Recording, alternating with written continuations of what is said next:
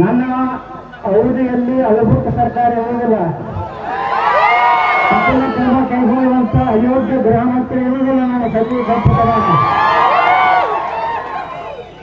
ಇವರೆಲ್ಲ ಹಿಂಗ ಅಳಬುರ್ಗತನ ಮಾಡಿ ಈ ಅಧಿಕಾರಿಗಳಿಗೆ ರೊಕ್ಕ ತಿಂಕೊಂಡು ಪೋಸ್ಟಿಂಗ್ ಏನು ಮಾಡೋದಲ್ಲ ನಮ್ಮವರು. ಅದಕ್ಕೇ ಈ ರಾಜ್ಯದ ಜನ ಹಿಂದೂಗಳು ನಮ್ಮ ಬಿಜೆಪಿಯನ್ನು ತಿರಸ್ಕಾರ ಮಾಡಿದ್ರು.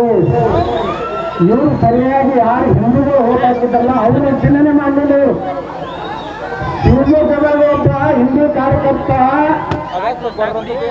ಕೊಲೆ ಆಗ್ತಾನೆ, ನಮ್ಮ ರಾಜ್ಯದ ಮುಖ್ಯಮಂತ್ರಿನೇ ಇರ್ತಾನೆ, ಏನೂ ಮಾಡ್ಲಿಕ್ಕಾಗಲಿಲ್ಲ. ಹುಬ್ಬಳ್ಳಿಯ ಪೊಲೀಸ್ ಸ್ಟೇಷನ್ ಬೆಂಕಿ ಹಚ್ತಾರೆ. ನಮ್ಮ ಗೃಹ ಮಂತ್ರಿ ನಮ್ಮ ಮುಖ್ಯಮಂತ್ರಿ ಹೇಳ್ತಾರೆ ಕಠಿಣ ಕ್ರಮ ಕೈಗೊಳ್ಳಲಾಗಿದೆ.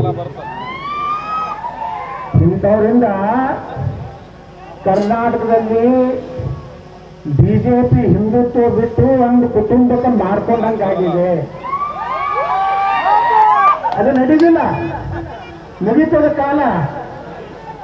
ಏನು ನನ್ನ ಬಗ್ಗೆ ತಿಳ್ಕೊಂಡಿದ್ರಲ್ಲ ಇವರೆಲ್ಲರೂ ನಾನು ಉದ್ಘಾಟನೆ ಮಾಡಿ ಮುಗಿತೇವೆ.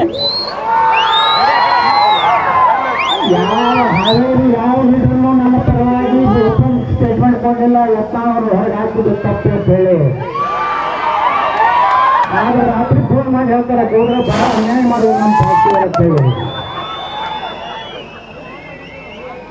ಇವರೆಲ್ಲ ಯಾಕೆ ಸೋಲಕ್ಕಂತ ಗೊತ್ತೇನೋ, ಸರಿಯಾಗಿ ಹಿಂದೂಗಳ ರಕ್ಷಣೆ ಮಾಡಲಿಲ್ಲ, ಸರಿಯಾದ ಪೊಲೀಸ್ ಆಫೀಸರ್ಗಳನ್ನು ಹಾಕಲಿಲ್ಲ. ಅದರ ಪರಿಸ್ಥಿತಿಯಿಂದ ಇವತ್ತು ಹಿಂದೂ ಕಾರ್ಯಕರ್ತರು ಬಿಜೆಪಿಯಿಂದ ದೂರ ಆದ್ರಂತೆ ಇವತ್ತು 66ಕ್ಕೆ ಬಂದಿವಿ ನಾವು.